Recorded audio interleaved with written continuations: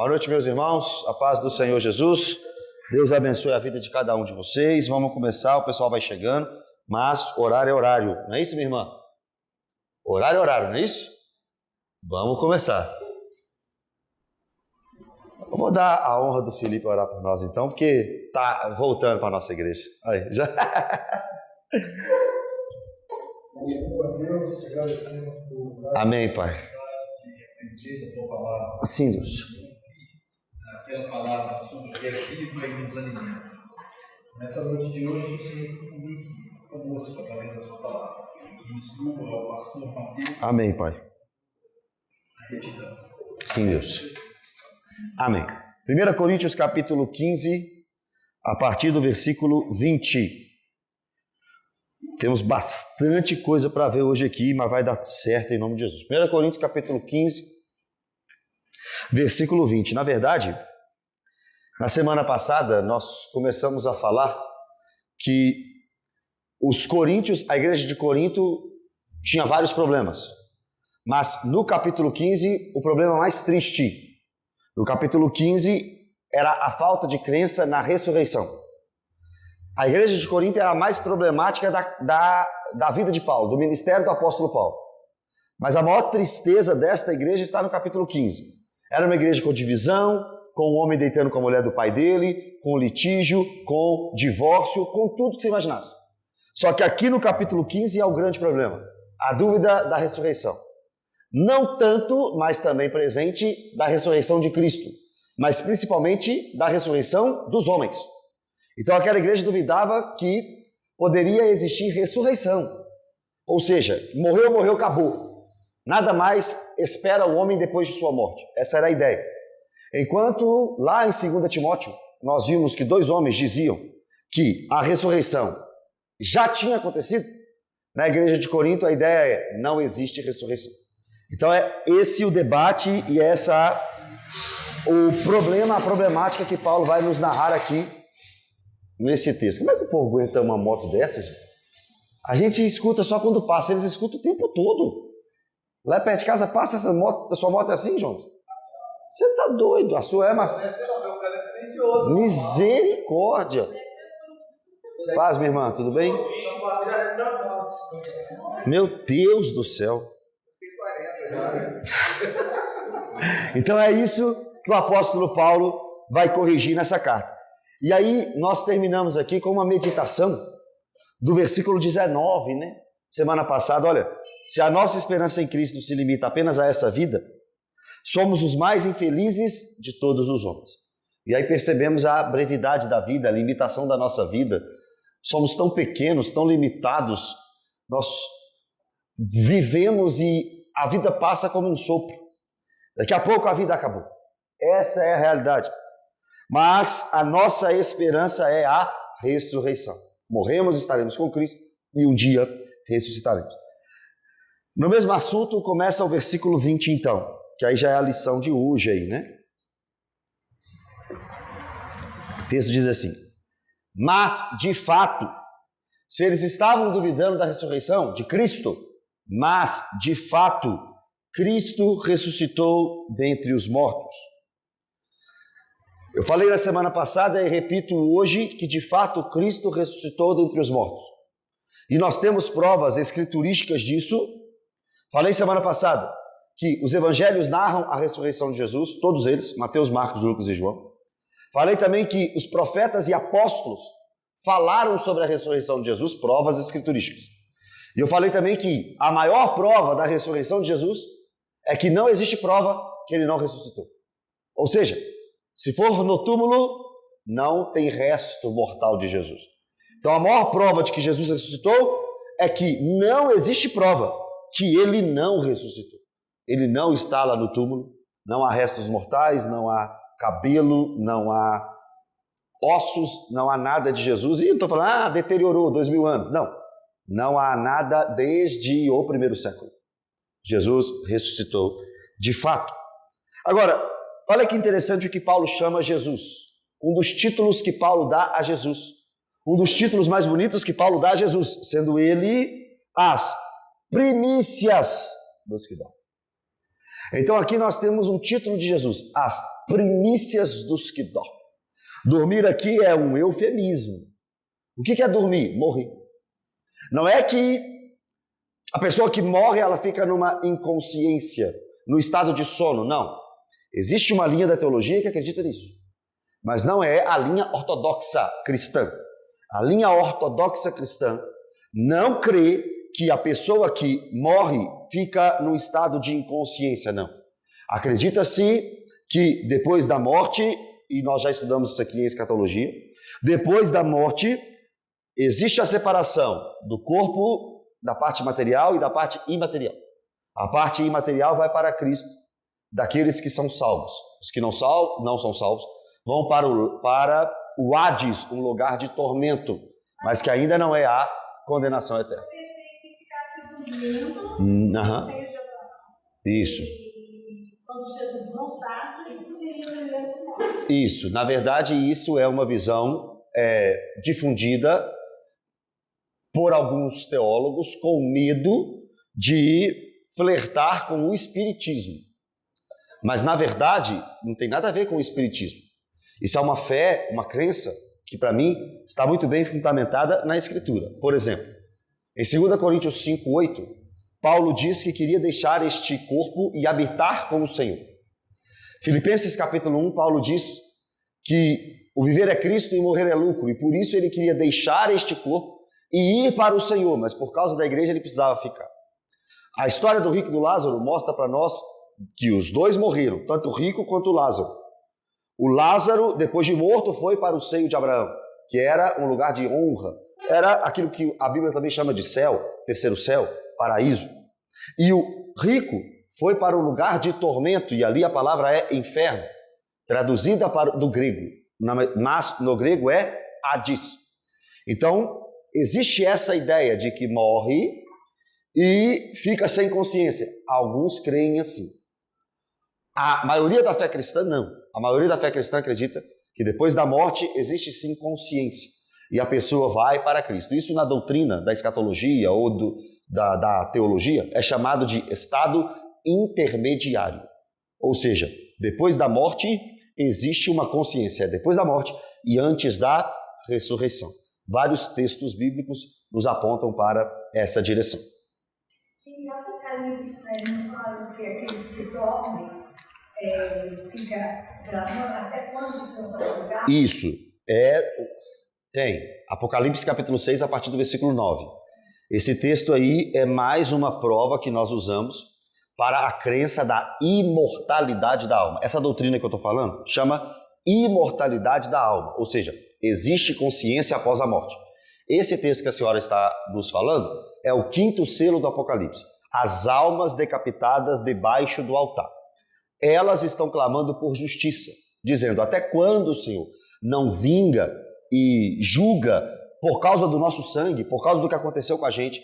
E aí a resposta de Jesus é, agora não dá, porque primeiro é necessário juntar ou completar o número dos conservos teus, ou seja, que morrerão como vocês. Em Apocalipse capítulo 7, a Bíblia mostra um mar de gente no céu, depois da morte, louvando ao Senhor.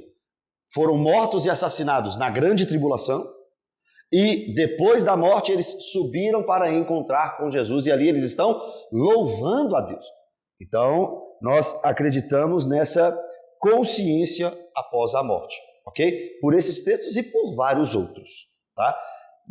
Você está fazendo o estudo de sábado? Aqui, à tarde? Não? É porque nós temos uma escola, né, de teologia aqui, que nós estamos estudando. Você está, né? A gente falou sobre isso, acho que a gente entrou nesse assunto. Estado intermediário. Depois não, quando acabar 1 Coríntios, nós iremos estudar Apocalipse. E aí vai ter muito tempo para a gente falar sobre isso. Nós vamos estudar aqui Apocalipse versículo por versículo. Assim que acabarmos esse estudo de Coríntios, a gente começa o estudo de Apocalipse. E eu tenho certeza que vai tirar muita dúvida aí sobre a escatologia. O que foi, Giovana? Tá frio? Não, assim, aqui eu que tô aqui embaixo eu tô, mas provavelmente... Tá calor. Mas você quer sentar em outro lugar? Tá tranquilo? Tá, gente, desculpa, é porque tem algumas abelhas hoje por aí. Tem umas aí, né? Já andar, vendendo mel. Com certeza. Dito isso, agora eu explico por que Jesus foi chamado de as primícias dos que dormem. Acabei de explicar o que é dormir, eufemismo, ok? Agora, por que Jesus é chamado de as primícias dos que dormem? Antes de explicar 100%, vocês lembram do que era a festa de primícia no Antigo Testamento? A festa de primícia era, antes de uma colheita, aquele que plantou no início da plantação, no início do crescimento, ele pega a primeira parte e entrega para o sacerdote. Seria a garantia de que a colheita chegaria muito bem. A festa de Pentecostes é a festa da colheita da plantação. A festa da primícia é a festa do início. Surgiu o primeiro fruto na terra, pega e entrega ao Senhor. É a oferta de primícia. O texto está mostrando que Jesus é as primícias, como se a ideia fosse ele é o primeiro. E a pergunta que eu faço nessa noite é: Jesus foi o primeiro a ressuscitar? Jesus foi o primeiro a ressuscitar? Sim ou não? Não. Elias ressuscitou? Eliseu ressuscitou? Não, Lázaro foi primeiro. Não, teve Lázaro, mas teve o profeta Elias, não teve que gostou? Isso. Então...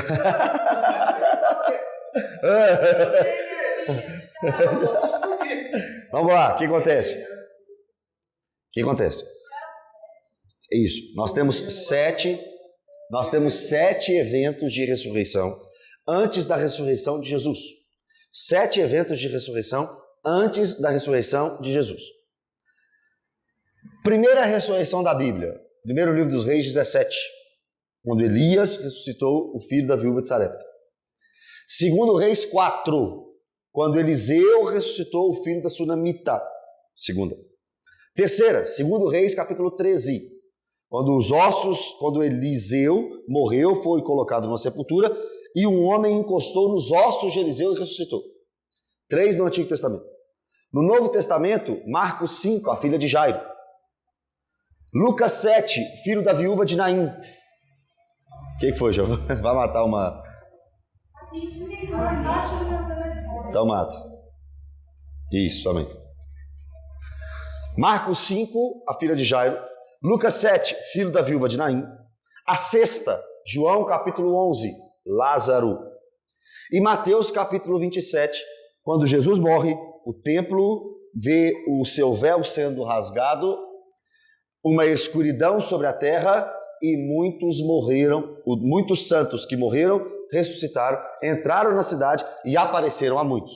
Então nós temos 7 casos de ressurreição antes da ressurreição de Jesus.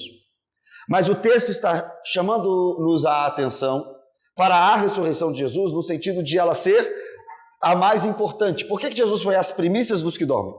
Porque a ressurreição de Jesus foi a mais importante. E por que a ressurreição de Jesus foi a mais importante? Porque Jesus foi o único a ressuscitar e não morrer mais. Ele foi o primeiro a ressuscitar em um corpo de glória. E nesse texto aqui de 1 Coríntios 15, nós vemos que a ressurreição de Jesus garante a nossa ressurreição. Então é por isso que Paulo chama ele de as primícias dos que dormem. A oferta da primícia era a oferta da primeira parte da colheita. Jesus não foi o primeiro a ressuscitar, mas foi o que garante a colheita.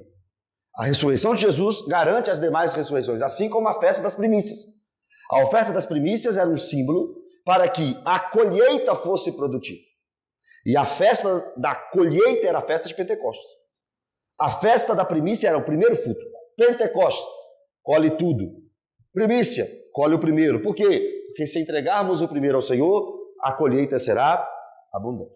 Então é por isso que Jesus é chamado de as primícias dos que dormem. Ressuscitou, não morreu mais. Ressuscitou em um corpo de glória. Ressuscitou, garantindo as demais ressurreições. Ok? 21, versículo 21.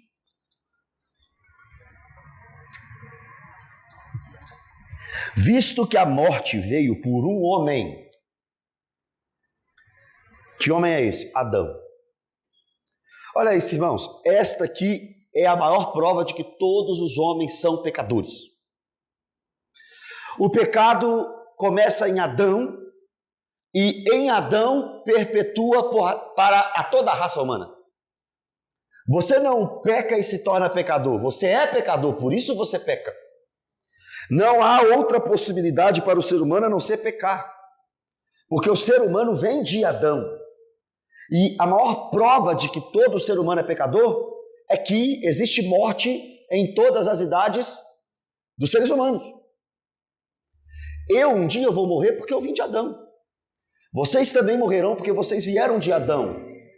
E é triste essa notícia, mas é uma realidade. Por causa do pecado de Adão no Éden, a morte entrou no mundo. A Bíblia diz: o salário do pecado é a morte. Como escapar da morte? Só tem um jeito: se estivermos vivos na vinda de Cristo. Se não estivermos vivos na vinda de Cristo, morreremos. Pouco se fala sobre a morte, mas é uma realidade. Se não morresse, né? Se o pecado não tivesse entrado no mundo, nós não morreríamos. Porque a Bíblia diz: o salário do pecado é a morte. E todos pecaram, Romanos diz, Paulo diz, e destituídos estão da glória de Deus. Então, visto que a morte veio por um homem, Adão, também por um homem veio a ressurreição dos mortos. Olha isso, meus irmãos.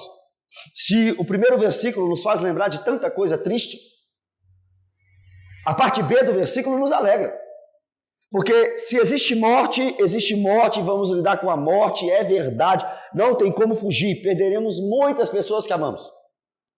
Mas, por um outro lado, olha o que o texto diz. Por um homem também, que é Jesus, veio a ressurreição dos mortos. É por isso que na vida cristã a morte é triste, é dolorosa, mas não é algo que nos desespera. Não pode desesperar.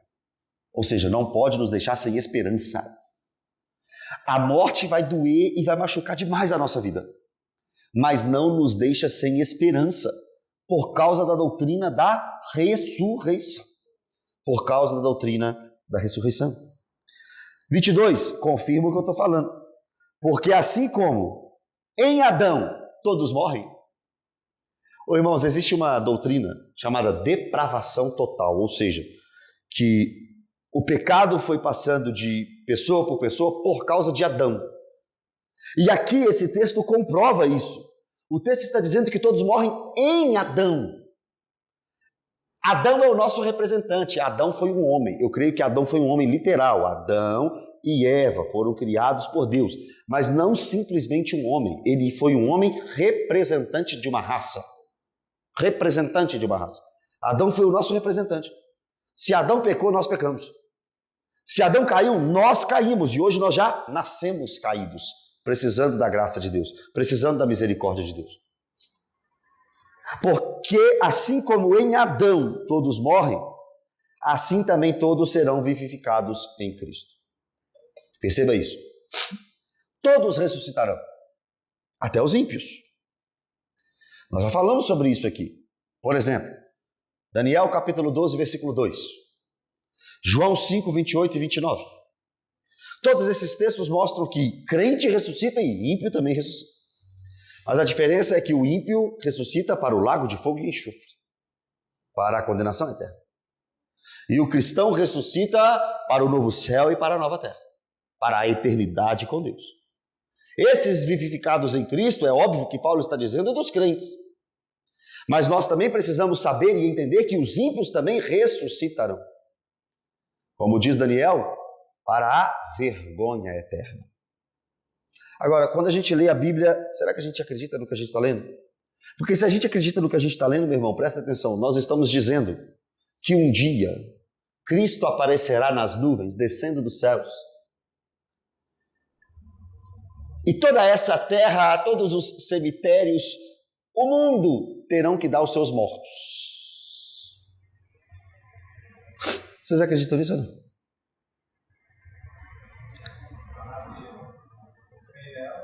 Começa a imaginar essa cena.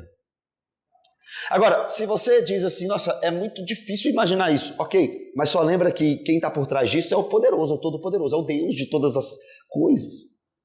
É o Deus que criou todas as coisas pelo poder da sua palavra. Ele é capaz de fazer aquilo que Ele quer. E Ele é poderoso para nos dar vida novamente. Ele é poderoso para nos ressuscitar. Ele é poderoso para trazer de volta à vida todos aqueles que já partiram. E quando partirmos também, Ele é poderoso para nos trazer de volta em ressurreição. É uma bendita esperança. É uma bendita esperança. 23. Cada um, porém, segundo a sua ordem. Todos vão ressuscitar. Cada um, porém, segundo a sua própria ordem. Cristo, as primícias. Ou seja, Cristo é o que garante. Depois os que são de Cristo. Olha a promessa de Paulo. Cristo ressuscitou, garantindo a nossa ressurreição. Se Cristo ressuscitou, cada um na sua ordem, Cristo e agora nós. Os que são de Cristo também ressuscitarão. Quando?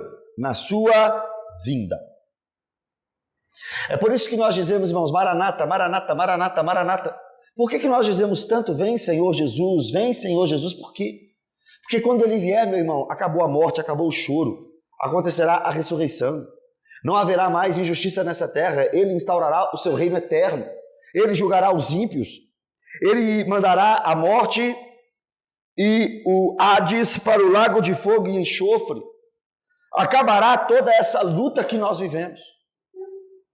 Só não aguarda a vinda de Cristo quem não entendeu a vinda de Cristo. Só prefere esse mundo do jeito que está aqui quem não entendeu a vinda de Cristo. Só se apega às coisas materiais quem não entendeu as espirituais. Na vinda de Cristo seremos ressuscitados. É a promessa do apóstolo Paulo. E nesta vinda de Cristo, com a nossa ressurreição, olha o 24. Então virá o fim. Então virá o fim. Não viveremos para sempre na condição que estamos. Este mundo não será para sempre na condição que ele está.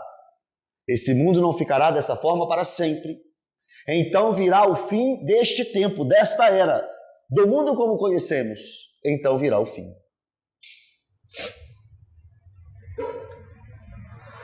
Pensa neste mundo como você está vendo e imagina os lugares mais bonitos que você já viu neste mundo. Agora imagina este mundo sem pecado algum.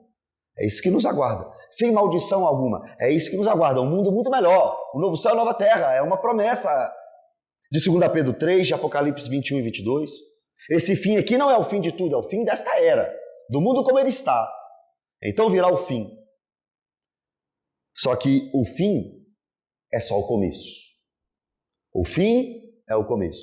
Quando este mundo, ou quando Deus findar as atividades deste mundo, como nós estamos vendo aqui, começa então o reino eterno do nosso Senhor Jesus Cristo. Olha o texto. Então virá o fim. Quando Ele entregar o reino a Deus e Pai.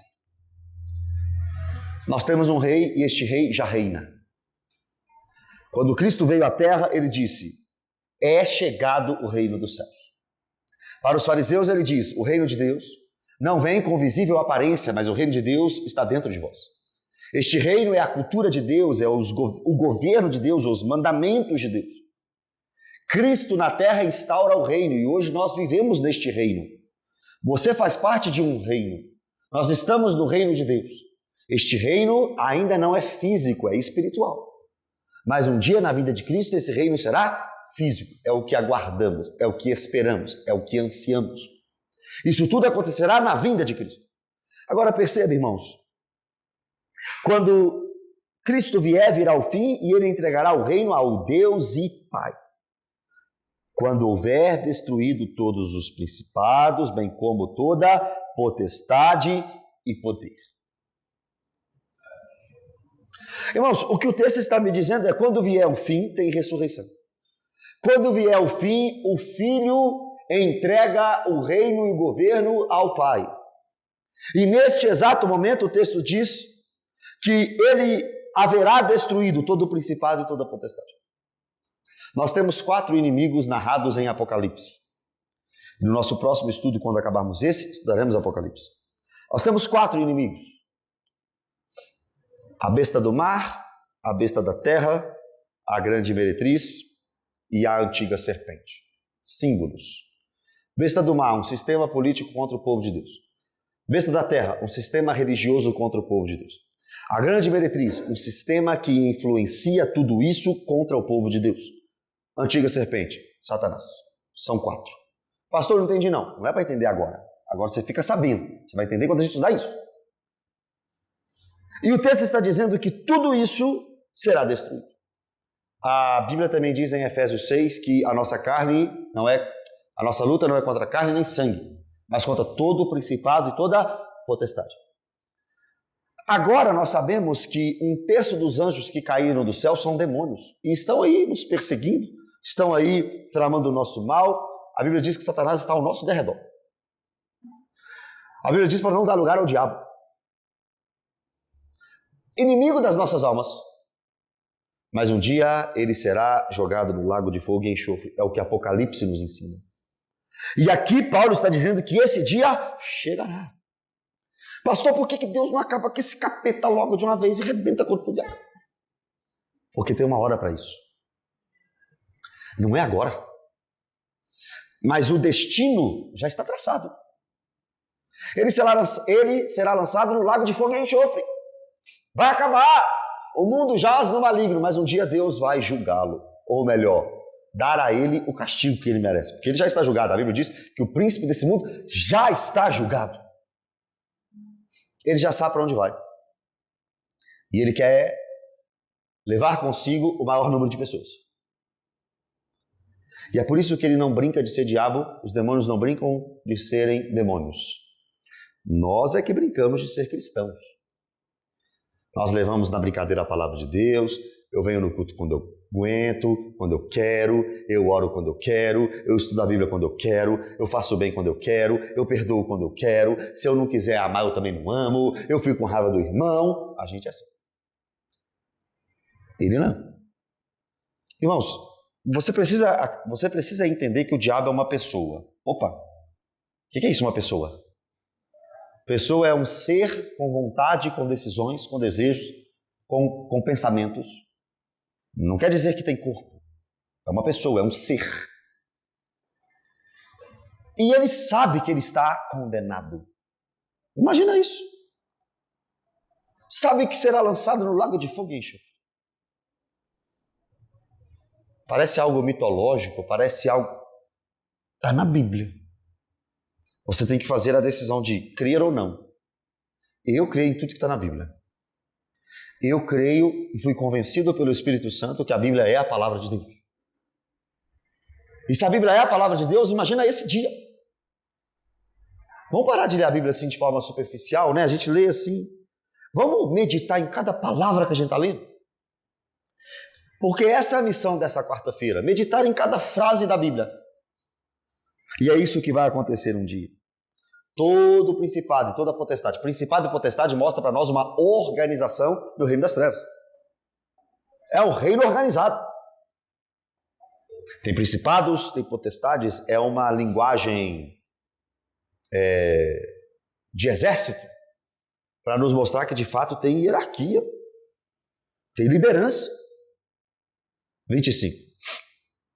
Porque convém que ele reine. Jesus, ele está reinando, graças a Deus. O nosso rei reina. Mesmo que o mundo jaz no maligno, Deus não perdeu o controle da história. Jesus não perdeu o controle da história. Convém que ele reine até que haja posto todos os inimigos debaixo dos pés. Quais inimigos? Principados e potestades. Besta do mar, besta da terra, grande meretriz. Aí eu já estou falando de algo escatológico. Satanás. Convém que ele reine até que todos esses inimigos estejam debaixo dos pés dele. Ou seja, vitória veemente. Não, aqui não tem ímpio não. Aqui são inimigos espirituais. Só que olha o 26. Olha o 26.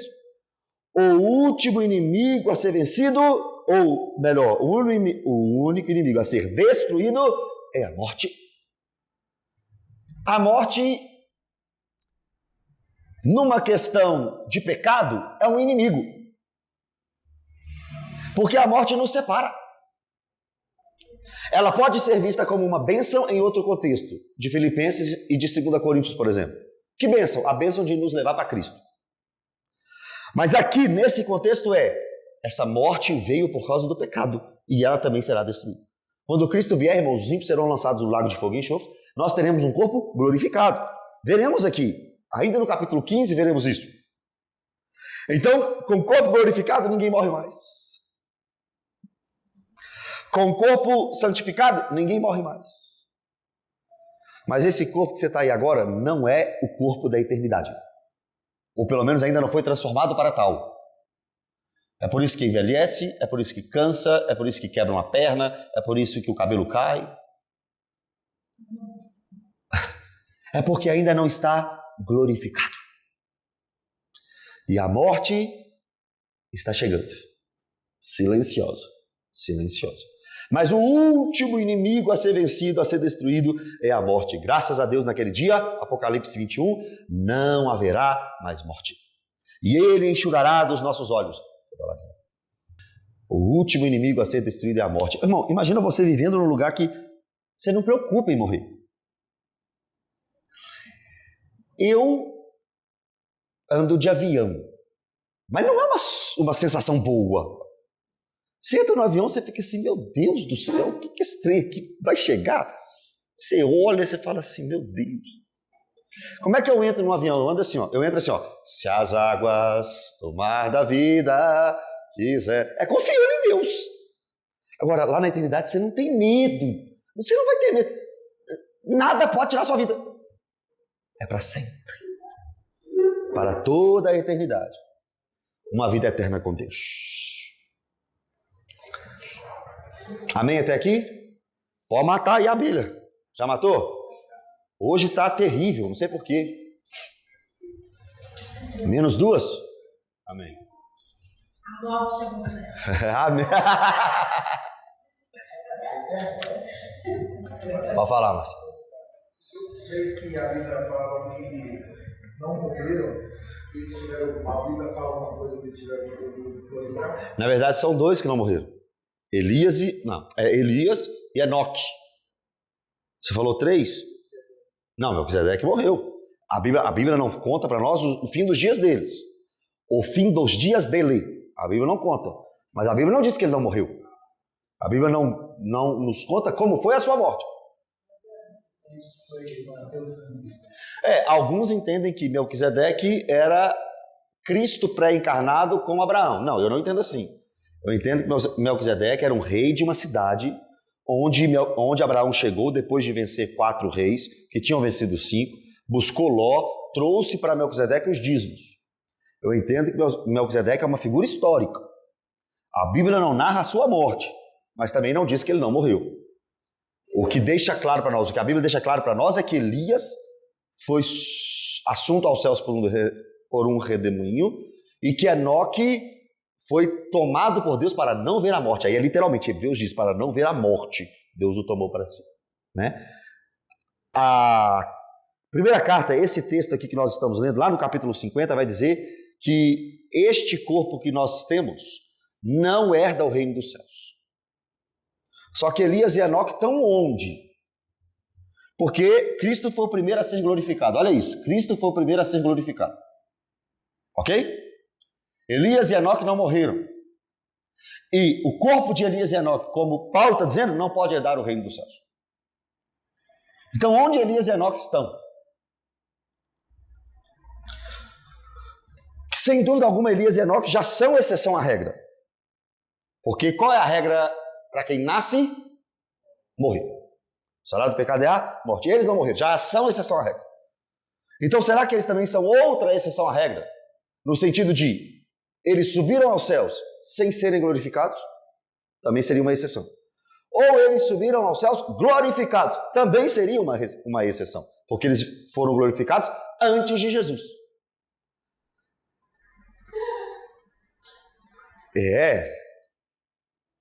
É uma dúvida. O que aconteceu com Elias e Enoque? Elias não morreu, Enoque não morreu. Carne e sangue não entra no reino dos céus. Elias e Enoque já é uma exceção. Qual a exceção? Não morreram. Agora eles têm que ser outra exceção. 2 opções para mais uma exceção. 2 opções. Ou eles subiram com o corpo glorificado antes de Jesus, Ou eles subiram sem ser corpo glorificado, e são exceção porque carne e sangue não herdam o reino dos céus. A curiosidade é que a Bíblia não fala nada. Não fala nada. Não fala nada. Eu fico vendo pregador que fica assim, não, Elias e Enoque, aconteceu isso, isso e isso. É porque eles afirmam aquilo que eles acham. Eu não afirmo o que eu acho. O que eu acho é o que eu acho. O que eu afirmo é o que a Bíblia diz. Você entendeu? Não tem. Mas você vai ouvir muitos pregadores falando, aconteceu isso, isso e isso. Aí você pergunta assim, qual o texto? Não tem. Né? Tem essa situação que a morte entrou através de Adão. Isso. Essa situação que tem alguns pregadores que pregam falando que Jesus é o segundo Adão. É. Alguma coisa que fala isso? Não, tem. Na verdade não é o segundo. A Bíblia diz que ele é o último Adão. O último Adão. Por que o último? Adão, homem, foi o primeiro Adão. Beleza, o primeiro Adão. Ou seja, o primeiro representante da raça. Jesus foi o último Adão, ou seja, o último homem que representa uma raça. Ninguém virá mais para representar uma raça. Adão representou a raça humana. Jesus representou a raça humana que crê. Por que é que eu sou salvo? Porque Jesus me representa agora. Por que é que eu sou santo? Porque Jesus me representa. Por que é que eu vou ser ressuscitado? Porque Jesus me ressuscitou. A ressurreição de Jesus me representa e eu serei ressuscitado. Então, eu estou em Cristo. Eu estava em Adão. Você também. Agora nós estamos em Cristo Jesus. É o último Adão. Está até aqui no texto, se eu não me engano, de 1 Coríntios. Nós vamos chegar lá ainda. Não, se eu não me engano, não. Está no texto de 2 Coríntios. Está aqui, a partir do 35 até o 58. Nós veremos isso aí ainda. Né? Voltando para o texto, versículo 27.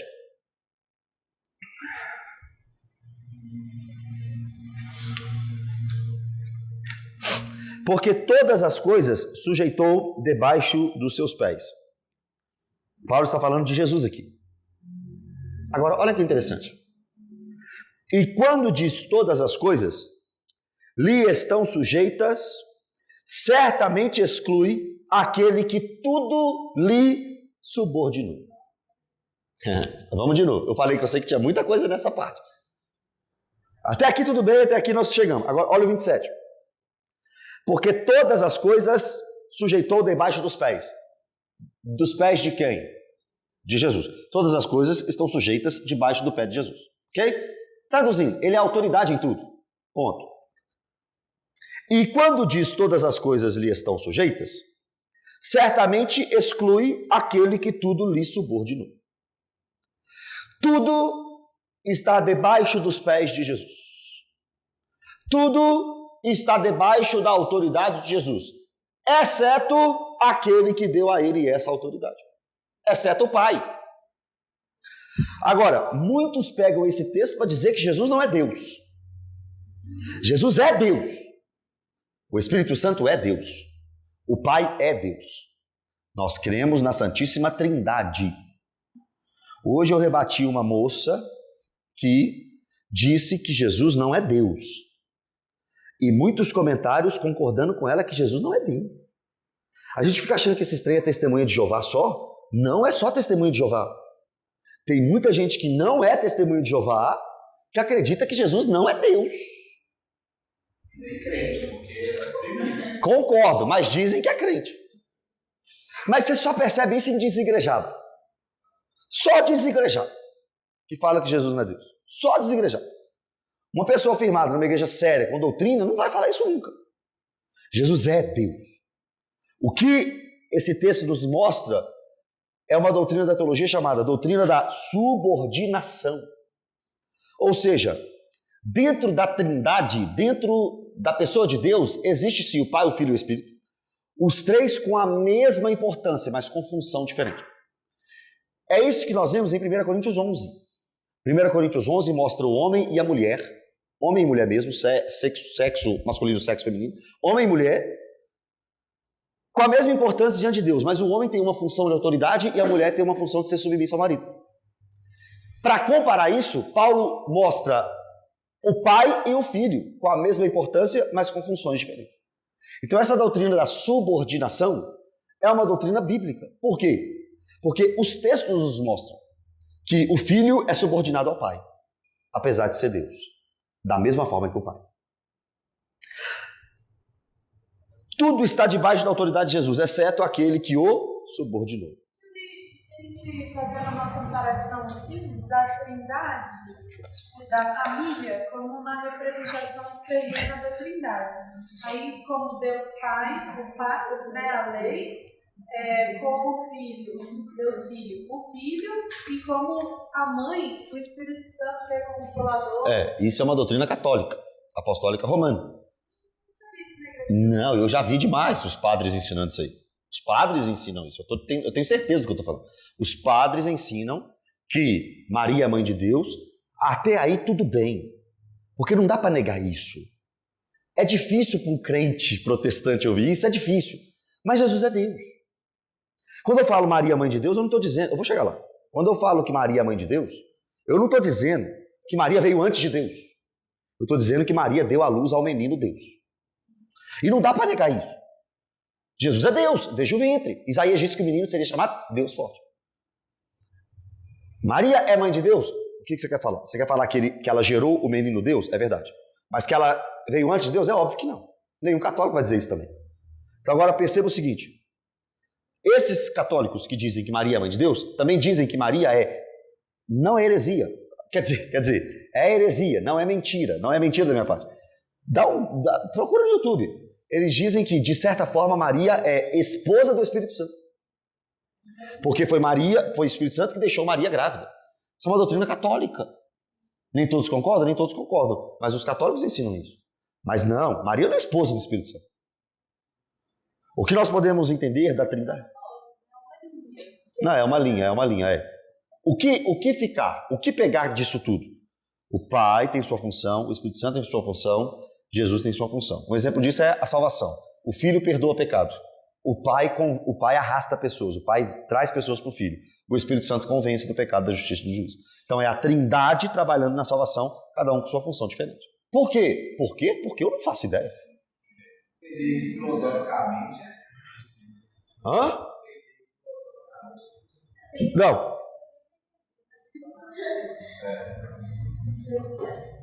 Amém? Os mistérios, né? São os mistérios. Agora, o que nos foi revelado, foi revelado. Santíssima Trindade. A palavra não está na Bíblia, não está, mas o conceito está muito bem firmado. Inclusive, nós podemos fazer um estudo bíblico só sobre a Trindade, você vai ver que não resta dúvida. Não resta dúvida. Entendemos, então, a subordinação? Fechado. Aí agora nós paramos no 28. 28 é o último versículo do estudo. Olha só.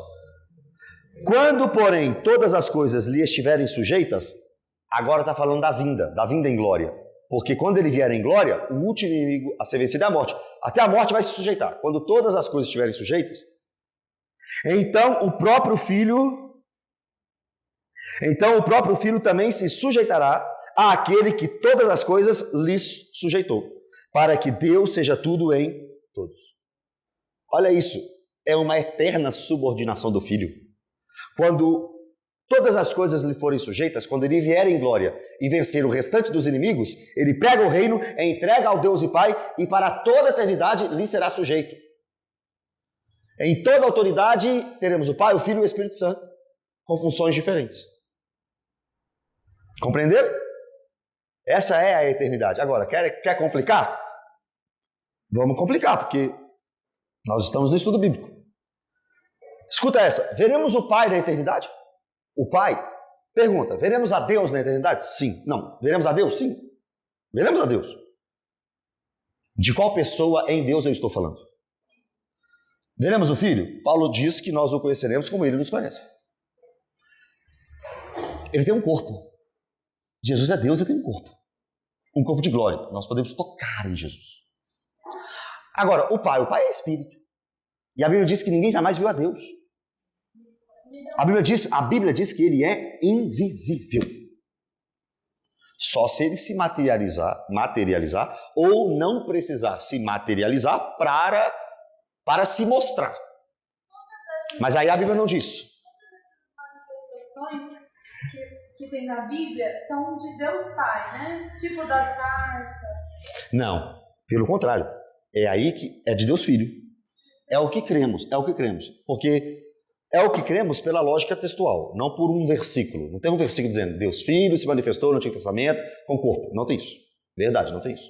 Agora, pela lógica, quando Paulo diz que Deus é invisível, que ninguém jamais viu a Deus, pegamos essa doutrina e abraçamos.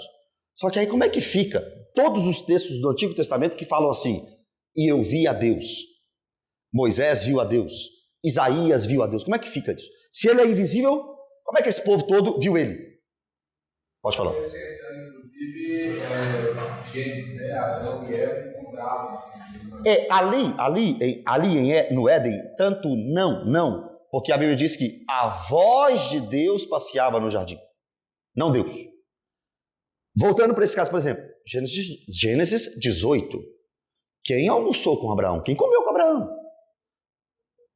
A Bíblia diz que foi o Senhor, e o Senhor ali é o tetragrama sagrado, o nome de Deus. Deus comeu com Abraão. Jacó lutou, boa ideia, boa lembrança. Jacó lutou com Deus. Oséias 12 diz que Jacó lutou com Deus. Gênesis 32 diz que ele lutou com um homem. Oséias 12 diz que ele lutou com Deus. Então, irmã, eu estou te falando uma coisa assim, que é absurda, mas que é bíblica. Isso é chamado na teologia de teofania, aparições de Cristo antes de sua encarnação.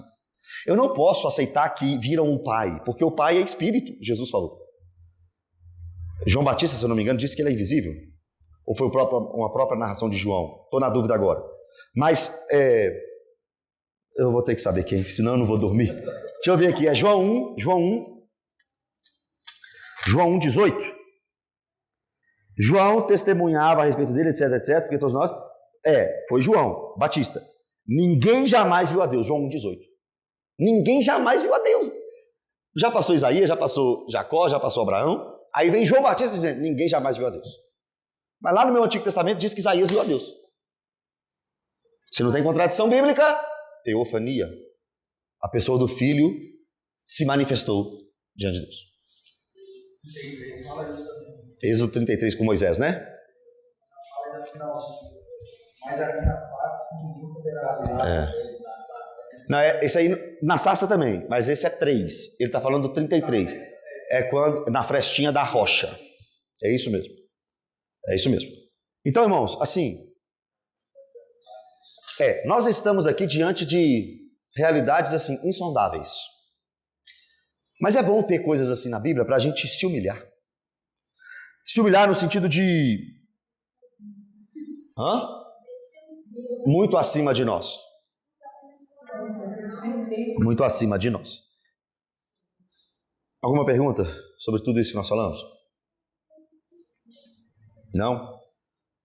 Amém? Glória a Deus. Então que fiquemos com essa palavra, crendo que Ele é soberano. Mas o que ficar? O que levar embora? Não são as dúvidas, são as certezas. A certeza da ressurreição, a certeza que haverá um reino eterno, a certeza. Nós ressuscitaremos e viveremos para sempre com o Senhor. Irmãos, parece tão distante isso e realmente parece que está mesmo. Mas nós vamos lembrar desse estudo bíblico lá. Imagina a eternidade. Tá vendo, Jonas? Eu falei para você vir naquele estudo.